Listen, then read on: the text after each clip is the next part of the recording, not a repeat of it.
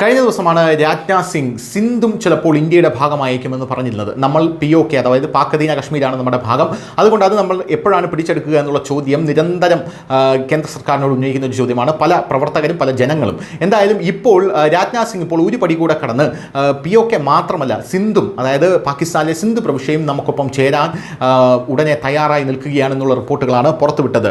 ഇപ്പോഴിതാ ഈ പ്രസ്താവനയിൽ വളരെയധികം അസ്വസ്ഥരായിരിക്കുകയാണ് പാകിസ്ഥാനിലെ പ്രധാനമന്ത്രി അടക്കമുള്ളവരും അസീം മുനീർ അടക്കമുള്ളവരും എന്ന് മനസ്സിലാകുന്നു. അതിർത്തി മാറ്റുന്നതിനെക്കുറിച്ചും സിന്ധിൻ്റെ ഭാവി ഇന്ത്യയിലേക്കുള്ള പുനഃസംയോജനത്തെക്കുറിച്ചും ഇന്ത്യൻ പ്രതിരോധമന്ത്രി രാജ്നാഥ് സിംഗ് നടത്തിയ പ്രസ്താവന പാകിസ്ഥാനിലെ ഒരു രാഷ്ട്രീയ ഭൂകമ്പത്തിന് തന്നെ കാരണമായിരിക്കുന്നു. പാകിസ്ഥാൻ ഈ പ്രസ്താവനയെ പ്രാദേശിക ഹിന്ദുത്വ പ്രത്യയശാസ്ത്രവുമായി ബന്ധിപ്പിക്കുകയും വടക്ക് കിഴക്കൻ സംസ്ഥാനങ്ങളുടെ പ്രശ്നം ഇന്ത്യയെ ഓർമ്മിപ്പിക്കുകയും ചെയ്യുന്നു.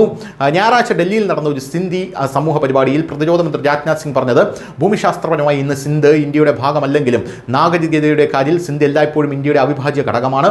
ഭാവിയിൽ ഇതിന് വീണ്ടും ഇന്ത്യയിലേക്ക് മടങ്ങാൻ കഴിയും. സിന്ധിനെ പാകിസ്ഥാനുമായി ലയിപ്പിക്കുന്നത് തന്റെ തലമുറയിലെ സിന്ധി ഹിന്ദുക്കൾ ഒരിക്കലും അംഗീകരിച്ചിട്ടില്ലെന്നും അദ്ദേഹം കൂട്ടിച്ചേർത്തു. ഈ പ്രസ്താവന പാകിസ്ഥാനിൽ ഒരു വലിയ ഭൂകമ്പം സൃഷ്ടിച്ചു.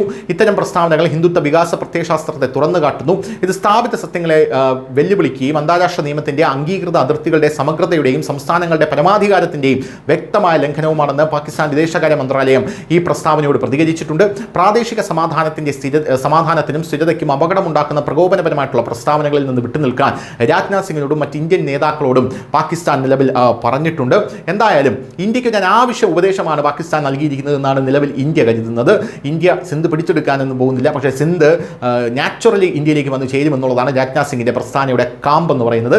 ഇന്ത്യൻ സർക്കാർ തങ്ങളുടെ പൗരന്മാരുടെ പ്രത്യേകിച്ച് ന്യൂനപക്ഷ സമുദായങ്ങളുടെ ക്ഷേമത്തിൽ ശ്രദ്ധ കേന്ദ്രീകരിക്കണമെന്ന് പാകിസ്ഥാൻ ഇന്ത്യയെ ഉപദേശിച്ചു. എന്നാൽ ഇതൊരു അനാവശ്യ ഉപദേശമാണ്. നിങ്ങൾ ആദ്യം നിങ്ങളുടെ ന്യൂനപക്ഷങ്ങളെ സംരക്ഷിക്കൂ, നിങ്ങൾ ന്യൂനപക്ഷങ്ങളെ കൊന്നൊടുക്കാതിരിക്കൂ, ന്യൂനപക്ഷങ്ങളെ വീട്ടിൽ കയറി ബലാത്സംഗം ചെയ്യാതിരിക്കൂ, ന്യൂനപക്ഷങ്ങളുടെ തലവെട്ടാതിരിക്കൂ, ന്യൂനപക്ഷങ്ങളെ മതം മാറ്റാതിരിക്കൂ എന്നാണ് ഇന്ത്യ പാകിസ്ഥാന് തിരിച്ചു കൊടുക്കുന്ന മറുപടി. News desk news Malayalam.